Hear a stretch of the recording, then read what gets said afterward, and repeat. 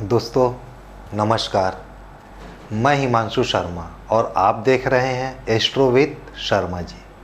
आज हम सिंह लग्न वालों के विषय में बात करेंगे। आखिर वो कौन से ग्रह हैं जो सिंह लग्न में कारक हैं और कौन से ग्रह हैं जो अकारक हैं। चलिए फिर आज का कार्यक्रम हम प्रारंभ करते हैं। सबसे पहली बात, सिंह लग्न के जो लोग होते हैं वो रॉयल टेंडेंसी के होते हैं।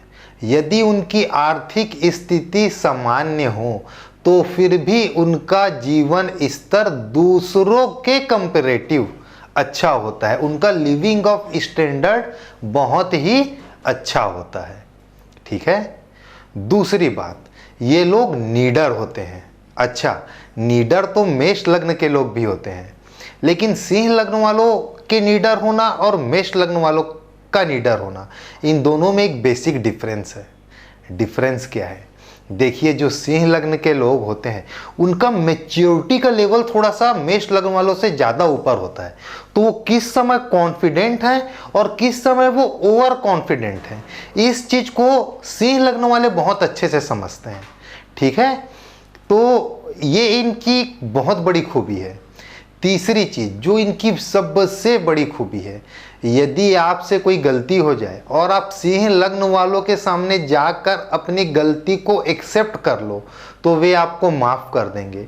और न केवल माफ़ करेंगे बल्कि वो अपना पैसा और अपना समय लगा के जब आप दोबारा किसी बुरी स्थिति में फंस जाएं तो वो आपको सहयोग करने के लिए भी आपके साथ खड़े हो जाएंगे। ठीक है। चौथी और सबसे बड़ी बात, देखिए, एक तो लग्न जो है वो शरीर को दिखाता है। नंबर 2, सूर्य दो तो नैसर्गिक रूप से ही शरीर के कारक हैं। नंबर 3, यह एक अग्नि तत्व राशि है जो भी कहीं ना कहीं पर शरीर को रिप्रेजेंट करती है। एक तो लग्न शरीर को रिप्रेजेंट किया, नंबर 2 सूर्य देव भी शरीर को रिप्रेजेंट करते हैं, नंबर 3 अग्नि तत्व होने के कारण भी यह शरीर को रिप्रेजेंट करता है। तो दूसरे लग्न वालों के कंपैरेटिव सिंह लग्न वाले कहीं ना कहीं पर शारीरिक रूप से थोड़ा सा ज़्यादा उनसे स्वस्थ रहते हैं। ठीक है। पांचवी बात, देखिए, जो काल पुरुष की कुंडली होती है उसमें सिंह राशि को, सिंह लग्न को 5वां स्थान मिलता है। अब हमारी कुंडली का जो 5वां स्थान है वो आखिर है किन चीज़ों का?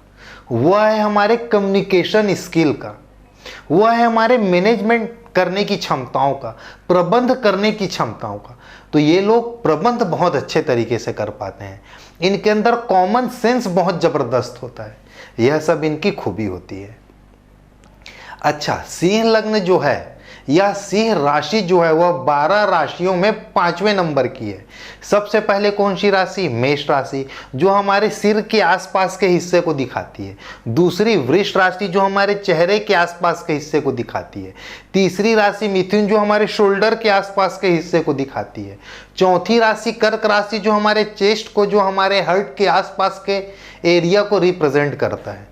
और जो सिंह राशि है वह लोअर लेवल ऑफ चेस्ट को, स्टमक को, बेली को, इन सब स्थान को, हमारे पेट के जगह को रिप्रेजेंट करता है। तो लग्न और सूर्य देव यदि दोनों के दोनों प्राप्त प्रभाव में आ जाएं, लग्न और सूर्य देव दोनों के दोनों यदि पाप प्रभाव में आ जाएं, तो होता क्या है? पेट से संबंधित शिकायतें सिंह लग्न वालों को हो सकती है। ठीक है। अच्छा, देखिए, जो पौराणिक कथाएं हैं उसके अनुसार ब्रह्मदेव सभी अन्य देव को अलग अलग चीज़ों का प्रभार सौंपे, लेकिन सभी दैत्य, दानव, राक्षस इकट्ठे होकर देवताओं के साथ युद्ध किए और देवताओं को वो परास्त भी कर दिए। इससे माता अदिति बहुत ज़्यादा दुखी हो गई और वे अनवरत रूप से भगवान सूर्य देव की आराधना करने लगी। भगवान सूर्य उनसे प्रसन्न हुए और उनको आशीर्वाद दिए कि मैं आपके ही गर्भ से पैदा होकर, आपके ही गर्भ से जन्म लेकर इन सभी दैत्यों का, राक्षसों का संहार करूंगा। और बाद में फिर वैसा ही हुआ। चूंकि सूर्यदेव का जन्म मां अदिति के गर्भ से हुआ, इसीलिए सूर्यदेव का एक नाम आदित्य भी है। क्यों? क्योंकि उनके माता जी का नाम अदिति है। ठीक है। अच्छा, सूर्यदेव की दो पत्नियां, संज्ञा और छाया, ठीक है। अच्छा, जो शनिदेव जो उनके पुत्र हैं, हम हर हमेशा बोलते हैं कि सूर्यदेव के पुत्र शनिदेव हैं, तो जो शनिदेव हैं वो छाया के पुत्र हैं, ठीक है। चलिए अब हम यह देखते हैं कि सिंह लग्न में ऐसे कौन कौन से ग्रह हैं जो कारक हैं और कौन से ऐसे ग्रह हैं जो अकारक हैं। चलिए फिर अब आज का कार्यक्रम आगे बढ़ाते हैं। चलिए फिर सबसे पहली बात, जो कुंडली 5 नंबर से चालू होती है उसे हम कहते हैं सिंह लग्न की कुंडली। सिंह लग्न के स्वामी कौन होते हैं? सूर्यदेव। यहाँ देखिए सिंह लग्न के स्वामी कौन है? सूर्यदेव। तो इसके लग्नेश कौन हुए? सूर्यदेव। तो सबसे पहले सूर्यदेव इसमें योग कारक हो जाएंगे। क्यों? क्योंकि ये लग्नेश हैं, ठीक है। सबसे पहली बात, सबसे ज्यादा योग कारक कौन हो गए? सूर्यदेव। अब हम आ जाते हैं अगले भाव में। यहाँ पर है 6 नंबर। 6 नंबर मतलब कन्या राशि। कन्या राशि के स्वामी कौन हो गए? बुध देव। एक और इनको कौन सी राशि है? मिथुन राशि। ये 11वां वाला भाव, दूसरा भाव और 11वां भाव मिला है बुध देव को। दूसरा भाव जो होता है वह आयु के हानि का भाव होता है, ठीक है। और जो 11वां भाव है, यदि हम यहाँ से गिनते जाएं 1 2 3 4 5 6 7 8 9 10 11, यह जो भाव है यह कौन सा भाव है? 11वां भाव। 11वां भाव भी बुध देव को मिला है और दूसरा भाव भी बुध देव को मिला है। तो होता क्या है, दूसरा भाव चूंकि आयु के हानि का भाव है और यह उपचय स्थान है 3 6 और 11, इन 3 जगह को हम क्या कहते हैं? उपचय स्थान। तो दोनों के दोनों बुध देव को अच्छा स्थान नहीं मिला है, तो बुध देव कौन होगा? इसमें अकारक हो गए, ठीक है। चलिए अब हम देखते हैं अगले भाव को, तीसरे भाव को। तीसरे भाव में कितना नंबर लिखा है? 7 नंबर। 7 नंबर मतलब तुला राशि। तुला राशि के स्वामी कौन होते हैं? शुक्रदेव। शुक्रदेव की जो दूसरी राशि है वो कहाँ पर है? केंद्र में है। वृष राशि के भी मालिक शुक्रदेव हैं, तुला राशि के भी मालिक शुक्रदेव हैं। दोनों के दोनों राशियां किसको मिला हुआ है? शुक्रदेव को। और सूर्यदेव उन्हें एक तीसरा घर दिए हैं, उपचय स्थान, जिसे नॉर्मली अच्छा नहीं कहा जाता। और दूसरा केंद्र का भाव दिए हैं, कर्म का भाव दिए हुए हैं, ठीक है। यह बहुत अच्छी स्थिति है। अब बात यह है कि एक भाव अच्छा मिला, दूसरा भाव सामान्य मिला, तो हमें क्या देखना है? क्या वह ग्रह लग्नेश के अति मित्र हैं, हाँ या नहीं।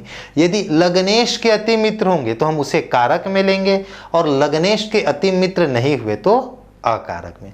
तो शुक्रदेव और सूर्यदेव आपस में अति मित्र वाली स्थिति नहीं है, ठीक है। तो हम अब शुक्रदेव को कहां पर लेंगे? अकारक में। चलिए भाई, अब हम आ जाते हैं तीसरे भाव के बाद चौथे भाव में, ठीक है। देखिए चौथा भाव किसको मिला है? 8 नंबर लिखा है चौथे भाव में। वृश्चिक राशि, मंगल देव। एक तो केंद्र का घर मिला, नंबर 2 लग्नेश के अति मित्र है मंगल देव।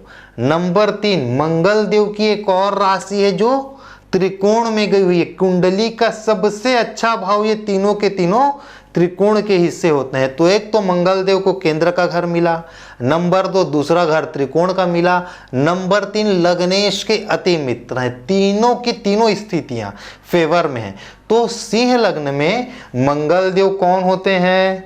कारक होते हैं। मंगल देव सिंह लग्न में कारक होते हैं, ठीक है। अब हम आ जाते हैं अगले भाव में, 5वां भाव में। 5वां भाव में कितना नंबर लिखा है? 9 नंबर। 9 नंबर मतलब धनु राशि। धनु राशि के स्वामी कौन है? गुरुदेव, बृहस्पति देव, ठीक है। तो एक तो गुरु को त्रिकोण का राशि मिला, नंबर 2 लग्नेश के अति मित्र हैं, नंबर 3 इनकी दूसरी राशि 8वें भाव में है। 6 8 और 12 इन 3 भाव को सामान्यतः अच्छा नहीं माना जाता। हमारे हिंदू ज्योतिष के अनुसार यह 3 भाव को अच्छा भाव नहीं माना जाता। तो एक तो गुरु को सबसे अच्छा भाव मिला है, दूसरा सबसे गंदा भाव मिला है, एक अच्छा और एक गंदा। तो हम एक तीसरे पोजीशन को देखेंगे। तीसरा पोजीशन क्या है, क्या वह ग्रह लग्नेश के मित्र हैं या नहीं। तो गुरु जो है वह लग्नेश के अति मित्र हैं। तो अब दो चीजें फेवर में आ गई, एक तो लग्नेश के मित्र और दूसरा एक त्रिकोण की राशि मिलना, त्रिकोण में एक जगह मिलना, ठीक है। और बुरी स्थिति में सिर्फ एक चीज है कि एक राशि जो है गुरु की वह अच्छे स्थान में नहीं है। चूंकि दो हमारे फेवर की चीजें हैं, इसलिए हम गुरु को किस में ले लेंगे, कारक में ले लेंगे। बृहस्पति देव इस कुंडली में क्या हुए, कारक हुए, ठीक है। चलिए आगे बढ़ते हैं। यहां लिखा है 10 नंबर, यह है छठवां भाव। छठवां भाव को अच्छा नहीं माना जाता और सातवां भाव जो है यह त्रिकेंद्र का हिस्सा है, केंद्र के हिस्से को अच्छा माना जाता है। लेकिन जो छठवां जो भाव है, यह छठवां भाव अच्छा भाव नहीं है। एक तरफ केंद्र का हिस्सा मिला, दूसरे तरफ छठवां भाव मिला, ठीक है। फिर दोहरी स्थिति, एक अच्छा एक बुरा। अब देखना यह है कि आज शनिदेव इन दोनों घर के मालिक 10 नंबर और 11 नंबर, मकर और कुंभ, इन दोनों के मालिक कौन है, शनिदेव हैं। क्या शनि और सूर्य के बीच में अति मित्रता है, नहीं, ऐसी स्थिति नहीं है, ठीक है। सूर्य और शनि आपस में अति मित्र नहीं है, इसलिए हम यहां पर शनिदेव को किस में लेंगे, अकारक में लेंगे। चलिए अब देखिए 12वां ये जो है छठवां भाव, जहां पर 12 नंबर लिखा है, इसको हम 9वें नंबर के साथ, जहां 9 नंबर लिखा हुआ है, इन दोनों के दोनों को गुरु के साथ हम कवर कर लिए थे। ये जो एक नंबर है इसको हम 8 नंबर और 1 नंबर को एक साथ मंगल देव के साथ कवर कर लिए थे। 2 और 7 को हम एक साथ शुक्र देव के साथ कवर कर लिए। 3 और 6 को हम बुध देव के साथ कवर कर लिए थे। अब आ गए हम 12वें भाव में, जहां पर 4 नंबर लिखा हुआ है। 4 नंबर मतलब कर्क राशि। कर्क राशि के स्वामी कौन, चंद्रदेव। अब देखिए बहुत ही विरोधाभास बात है, सूर्य और चंद्र दोनों आपस में अति मित्र, सबसे पहली बात।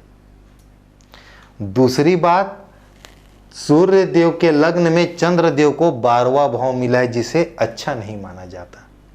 अब निर्णय कैसे लें, देखिए यहां पर हम चंद्रदेव को ले लेते हैं, न कारक न अकारक, बीचों बीच में एक हम सम की स्थिति बना लेते हैं। कुछ ऐसे ग्रह हैं जो सम होते हैं, देश काल और परिस्थिति, अच्छे घर में बैठे हैं कि गंदे घर में। अब हम इसको हम छोड़ देते हैं हमारे देश काल परिस्थिति के अनुसार चंद्रदेव को।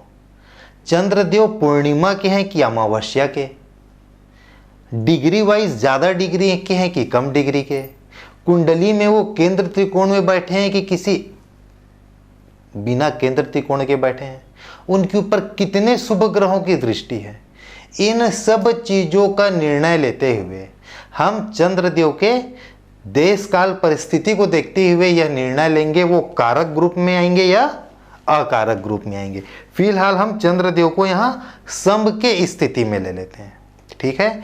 इस प्रकार से हम 7 ग्रहों को ले लिए, राहु और केतु को तो कोई राशि मिली ही नहीं है, ठीक है।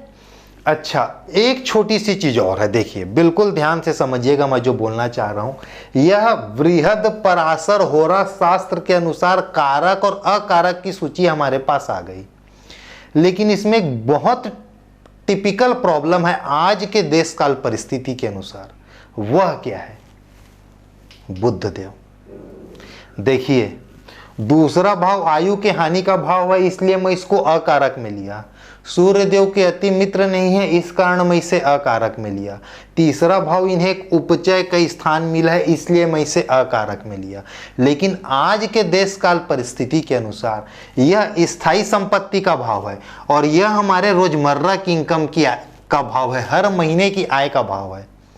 आज के कलयुग में, आज के देश काल परिस्थिति में स्थायी संपत्ति और आय को मैं छोड़ दूं तो कुंडली में देखूं क्या चीज, समझना है, एकदम वाजिब प्रॉब्लम। देखिए एक ही समय में शेर का बच्चा और गीदड़ का बच्चा यदि पैदा होगा और आपसे पूछा जाए कि आने वाले कल में जंगल का राजा कौन बनेगा, तो आप कभी भी गीदड़ के बच्चे को नहीं बोल सकते हैं, आपको शेर के बच्चे का ही नाम लेना पड़ेगा। देश काल परिस्थिति, इसको कुंडली के साथ जोड़ना बहुत जरूरी है। और बुद्ध देव यहाँ पर अकारक ही है। मैं एग्री करता हूँ उस धर्म के साथ में और यही वास्तविकता है, लेकिन आप बुद्ध देव को पूरी तरीके से छोड़ नहीं सकते हैं। क्यों? क्योंकि वह स्थायी संपत्ति और आय दोनों के एक साथ कारक हैं। तो बुद्ध देव का प्लेसमेंट सही जगह में होना, शुभ ग्रहों की दृष्टि होना, डिग्री वाइज मजबूत होना, यह अति आवश्यक है इस सिंह लग्न के कुंडली वालों के लिए।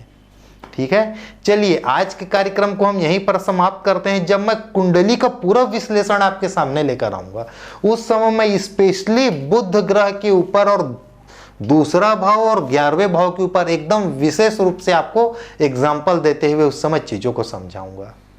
चलिए फिर आज के कार्यक्रम को हम यहीं पर समाप्त करते हैं। अब समय है दोस्तों टिप ऑफ द डे का। सिंह लग्न की कुंडली में मंगल देव केंद्र और त्रिकोण दोनों का स्थान मिला हुआ है। ऐसा बहुत कम होता है, हर कुंडली में सिर्फ कोई एकाग्र ग्रह ही ऐसे होते हैं जिन्हें केंद्र और त्रिकोण दोनों जगह का स्थान एक साथ मिले। इस सिंह लग्न की कुंडली में जो कुंडली 5 नंबर से चालू होती है उसमें सबसे योग कारक मंगल देव है। यदि आपकी कुंडली 5 नंबर से चालू हुआ है तो आप मंगल देव के बीज मंत्र का जाप या हनुमान जी की पूजा या भगवान श्री राम की पूजा या हनुमान चालीसा जो आपको उचित लगे उसे आप अवश्य 2 मिनट समय निकाल के करें। यकीन मानिए आप सिर्फ और सिर्फ एक मंगल देव को स्ट्रॉन्ग करके अपने पूरे लाइफ को स्मूथली खींच के आगे चले जाएंगे। ठीक है, चलिए फिर आज के लिए आप मुझे इजाज़त दीजिए। आने वाले कार्यक्रम में फिर एक नए लग्न के विषय में हम लोग नए सिरे से फिर से बात करेंगे। चलिए दोस्तों, ठीक है, नमस्कार।